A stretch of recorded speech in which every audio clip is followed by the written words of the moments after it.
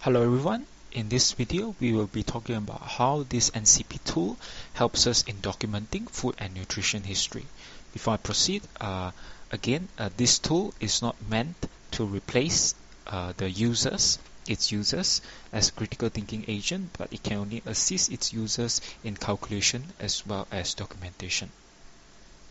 Now, on how this tool helps us with documentation of food and nutrition related history, it does so in this tab here called FNHx. There are 5 major sections in this tab.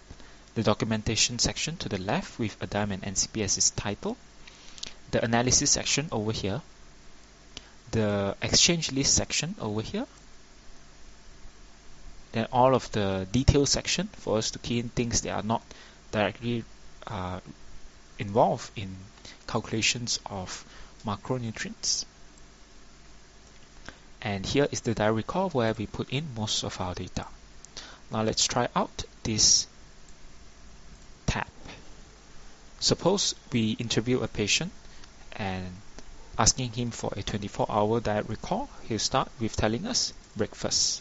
For breakfast, I'm abbreviating it with B. You must put in an abbreviation here without a full name, but the abbreviation is more or less easy to remember. Here is a list of abbreviation. This diet recall can accommodate up to 6 meals in a day. So I put in B, and let's say the patient eat at home at 7 o'clock in the morning, and he reported to us that he is having white bread for 1 piece, and he would spread it with butter with 1 tablespoon. Followed by a morning snack, which he would have it at his office at 10 o'clock in the morning with plain crackers, 3 pieces, and he does so 5 out of 7. Now, you don't necessarily have to key in frequency, but you must key in meal and F&B, as well as this exchange and gram for the analysis to start in Google Spreadsheet. So it's meal, F&B, and exchange and gram. Actually, meal and exchange and gram is enough for it to start. Now, this exchange and gram is what the Google Spreadsheet would use to actually evaluate the macronutrient content. Again, it uses abbreviation. One piece of white bread have 1 exchange of cereal and grain.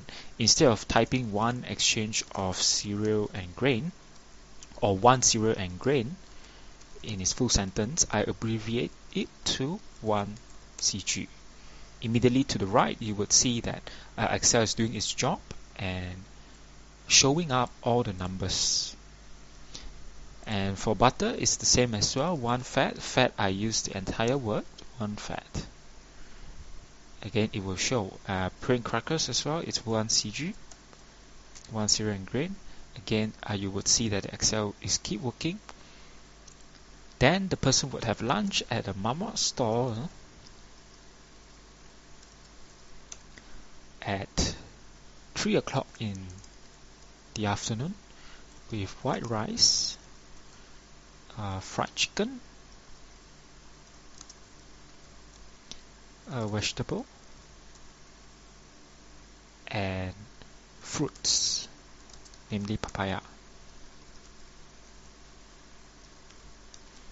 He'll have 1 Chinese rice bowl, 1 drumstick, 1 spoon, 1 scoop, and 1 slice.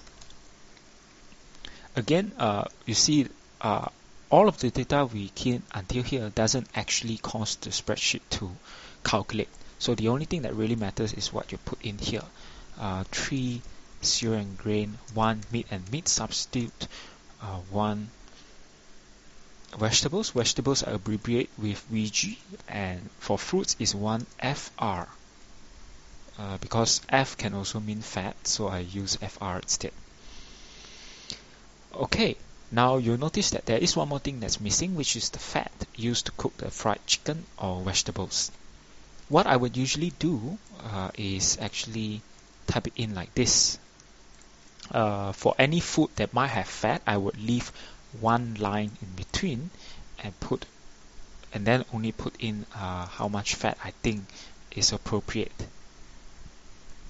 So for instance, if this person again eats the same thing for his dinner,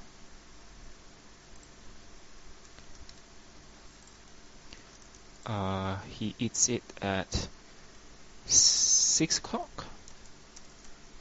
He eats it at 6 o'clock, and he eat fried vegetables and fried chicken and fried vegetables. So I would naturally just type in fried vegetables, and then only I type in fruit slice. 1 slice. And I will put in the appropriate exchanges. 1 nm, 3 fat, 1 VG, and 1 fat, as well as 1 FR. Okay, next would be the supper. Let's say the patient would have supper at home 12 o'clock at night. 12 o'clock being 0000. Plain crackers again, 3 pieces. So again, that's 1 CG. So up till now, you see all of the numbers are constantly being calculated by the spreadsheet, and the total of it is already displayed on top. But what if you like to know what is the macronutrient distribution? We'll be going to this section, the exchange list section. This used to be empty, but every single time you type in the exchanges over here, it will automatically bring it over to here and at the appropriate meals. You see here, evening snack is actually all empty because the person doesn't actually have evening snacks. If the person doesn't have dinner as well, the dinner would also be empty. Say if the person actually have white rice, 1 CRB, 3 CG, and again plain crackers, 3 pieces for 1 CG. Doesn't have to be case sensitive. If we come over here, the patient would have 4 CG now for his lunch. It used to be only 3, which means that for every single meal, Google Spreadsheet would detect all of the cereal and grain and actually compute them together to become 4 here. Okay, and then it would show the serving, all of the macronutrient as well as the fiber. The fiber actually use a table over in here, FNHx at this table. So starting from the top below the table, this is the rough value that I use. You can actually change all of the values here, and it will affect how the Google Spreadsheet would actually compute the fiber content. But all the abbreviation here cannot actually be changed. I wasn't able to design it to be flexible, so you must use, for example, for meat and meat substitute, you must use MM. You can't just use M. For fish, you must use FI. You can't just use F. And for cereal and grain, you must use CG. You can't use just C. That's one of the flaws and one of the things that I didn't have time to fix. Okay, so after all of the values are computed in this exchange list, you will actually see the macronutrient distribution displayed under here, 54% of carbohydrate with 10% of protein and the remaining percent being fat. And when we come over here, this analysis section will also be analyzing different things. The prescribed 1006 kcal and 62 gram of protein actually comes from this tab over here, underlined in purple, called DX for the nutrition diagnosis and comparative standard. Here I will not be explaining on how that value actually translates over, but for now, just the computation of the diet recall, we only have to look at the total part. Later on in the nutrition diagnosis video, I will be explaining on how this actually works. Then you also have the carbohydrate distribution. It will calculate by itself according to the number of meals. Again, just note that this tool can only accommodate up to 6 meals a day. Infants would usually eat more than 6 meals a day, so this diet recall sheet cannot actually help you for patients that eat more than 6 times a day unless you condense those meals into only one, so as to fit the limit number of 6. So for this patient, he's actually eating a carbohydrate distribution of 1,15041. Calorie distribution, protein distribution, and fat distribution is also calculated, but only the carbohydrate distribution will be displayed in the ADIME and the NCP. So let's have a look at the ADIME. Intake is 1,410 kcal with 15 kcal over kilogram body weight. This kilogram body weight is actually using the newest value in this anthropometry section, specifically the leftmost value here. It won't actually detect the date, it will only detect the leftmost value. If this is 90 kilogram, then it will use 90 kilogram.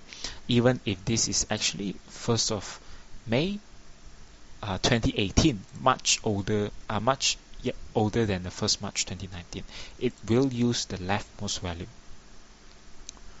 To count the kilocal over kilogram body weight, protein is 38 grams, 0.4 gram per kilogram body weight, again using the same weight being used here at calorie. 10% distribution, carbohydrate 190.54, carbohydrate distribution, fat gram percentage. Vegetable, fruit and milk serving is automatically computed from this part, so we'll see that it's actually only 2 fruits without any vegetables and milk. So fruits 2 serving, vegetables 0.7, not even 1, so it will register as 0, and milk absolutely none, so it's 0. Fiber intake estimated at 15 gram after computing everything over here using the table that we have at FNHx, the third table.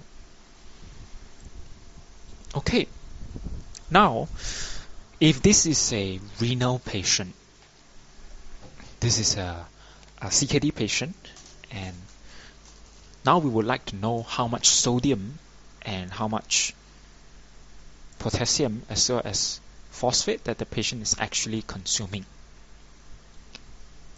This spreadsheet can also do that if we come over to this area below the exchange section. There are 3 options that you can choose from here, diet, M and E. The one that we want to focus on now is this, normal and renal. Now note that Na, sodium, potassium and phosphate are now empty. If I change it to renal, the spreadsheet will immediately start to compute values for it.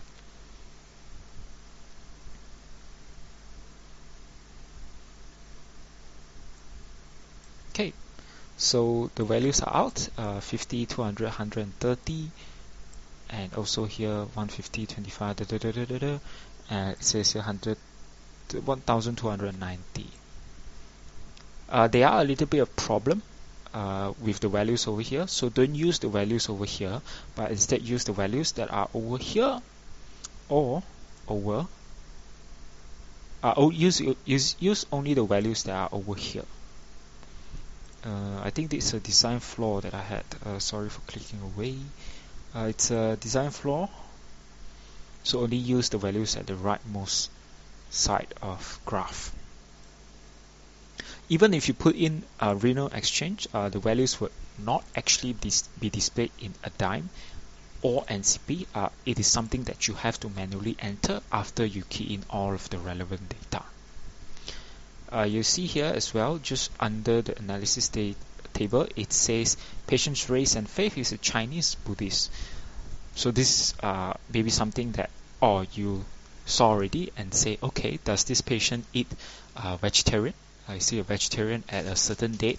If he's a Hindu, it's also a relevant question. If it's a Muslim, does he practice fasting if it's close to the fasting month? So on and so forth. Next, we'll be talking about this exchange table. this exchange table and 449,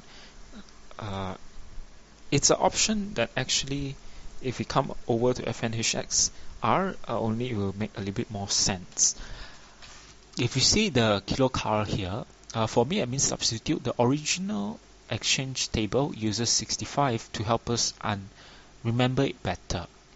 It's harder to remember 64, which is the actual value if you are using carbohydrate 1 gram goes to 4 kcal, protein 1 gram 4 kcal, fat 1 gram 9 kcal. It's actually 64. But it says actually 65. Fish 35, but 449 is actually 37. So the values have a little bit of slight deviation.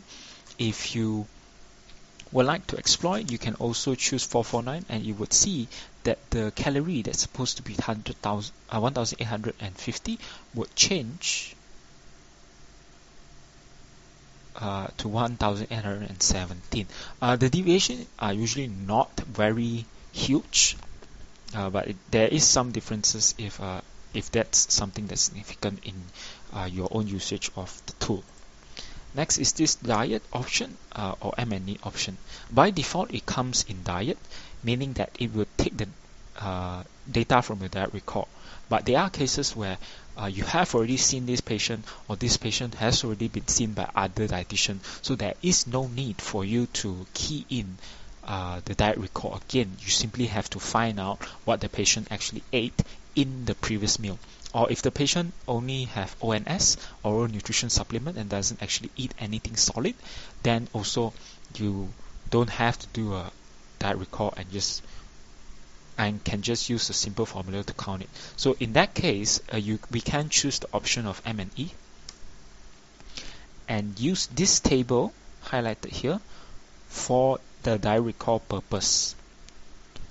Okay, so suppose the patient was previously at eating 1500 kilocal, and the previous dietitian, or which you agree with, prescribed 2000 kilocal, and in this time around he was able to achieve 1800 kilocal, and the patient is currently having 1400 and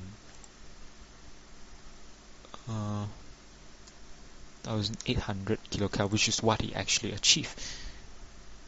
You see that the table here actually changed to 1008 kilocal instead of the 1850 kilocal that is in the diet record. The same goes for your carbohydrate. Carbohydrate can be 250, 55, 57, and when you go back to here, again carbohydrate 250, fat 57, and protein 55. If we now change this M&E back to diet, it will now take on the value of your diet record instead. So that's the function of M&E. There are three options that you can choose from. One is for you to choose between diet or M&E, monitoring the patient's diet. Next is for you to choose between renal or normal. Note that if you are using renal, please do not use the value over here, and instead use the value over here to the rightmost area. And note that a dime will not actually write down your sodium, potassium, and phosphate values, and you have to write down yourself later on, which I'll explain in the documentation video. This is for exchange table and 449. In my experience, I haven't really used 449 in the clinical placement, but that thing might change in the future. Next is food and nutrition related knowledge. This is for the patient's fluid intake, motivational level, knowledge, and dietitian encounter. Let's suppose the patient drinks 8 cups a day, and each cup have 250 ml for 1 cup, and his motivational level, using the trans-theoretical theory, he's at the contemplation stage. And his knowledge, he has no limited. You can describe it in any way that you like, but for the sake of demonstration, I will just put something simple. Limited knowledge, no knowledge on carbohydrate distribution. Not saying that this patient have a carbohydrate distribution issue, but this is just for the sake of demonstration. And he have none. Any dietitian encounter? None prior. This breastfeeding kcal, just ignore it. I think it is also something that I included and wanted to work with, but didn't actually end up working it out. So after you key in everything over here and you come over to this ADAM, you'll see that all these things are actually reflected. Fluid intake 8 cups a day, motivational level at contemplation stage, knowledge, no knowledge, and CSO distribution, and dietitian encounter, none prior. Any sentence that you put in here, you don't have to put in a full stop. It will just put in a full stop for you. Last and final section is this EN. This is for cases where patients are only consuming ONS, or the patient consume food, solid food, along with your EN product. So you get to choose the type of product over here. Let's say it's an adult standard polymeric product, and he's having Enchago 3 scoop per feed for 5 feet per day, and he has 150 ml of fluid per feed, and each scoop of that Enchago actually provides here energy per scoop as 43.7, and protein per scoop is 1.75. You have to manually key in the kilocal and protein per scoop, because some of the product that are available in this Google Sheet doesn't actually uses the per scoop measurement unit. So this 43.7 is actually extracted from another table in the Google spreadsheet. If I choose another product, say Nutrient Optimum, the value would also change. Oops. Yes, the value will also change to 41. Again, I choose other products, say a modular powder, a Carbori, 8 kilocal per scoop, which then I have to change over here.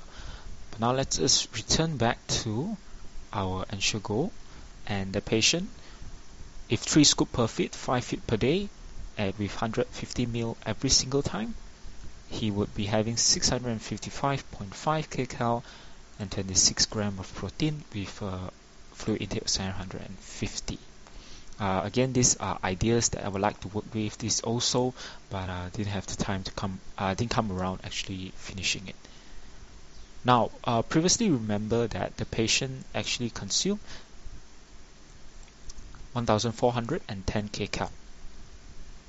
If we added it with 655, the patient should be consuming around 2,000. So the ADIME should also display 2,065. Here we'll also warn you saying that there are enteral product present. Please check, making sure that this is actually what you wanted to enter instead of a leftover from, say, another file that you copied before. It will also show ONS, Enchago 400 gram, 3 scoop per feed, 5 feet per day, 150 ml. The 400 gram, it means the packaging that was being used. Sometimes it's very misleading to include it, but so that's one thing that we'll have to edit later on in our documentation, and so on and so forth. Okay, so that's all for this FNHx tab. There are exactly 3 copies of the same thing in this tab, because I initially designed this to accommodate 3 days diet recall, but in my clinical experience, I never really use it for a 3 days diet recall. I think partly it's a design flaw in this sheet that I can't really follow him up, follow a patient up for a 3 days period. So I'm not sure if the other sections would work or is it helpful at all, but they have the same function. Day 2 and day 3 have the same function as this day 1 right here. One final thing before we leave is if we come over here to NCP, in NCP we'll have to include all of the food of the patient. This used to be blank, and they would have actually copied every single thing that you key in over here. over at the diary recall section. Every single thing that you key in is already here, and all of the lines are already perfectly designed to fit the original NCP sheet. So what it used to be is it's very difficult to design the NCP sheet. We have to constantly enter everything. So I took some time to work this out, and everything that you see here will automatically be generated once you key in the things in your FNHx. There will also be a food checklist and additional note over here that you can key in, which you can key in over here. Yeah, under this direct recall section. Usually there are a lot of things that we'll have to note down. For instance, the meals are the patient avoids sweet drinks. This under the normal circumstances, we should have included this under the knowledge part, but for the sake of demonstration, how this remark work is if we include that, you will see also here the last sentence will always be the remark, the patient avoids sweet drink. And if you come over to your NCP, the food checklist and additional notes will also write the patient avoids sweet drink. That's all for this video. I hope you find it helpful. If you have any questions, you can leave it over at the comment section and I will answer them. See you in the next video.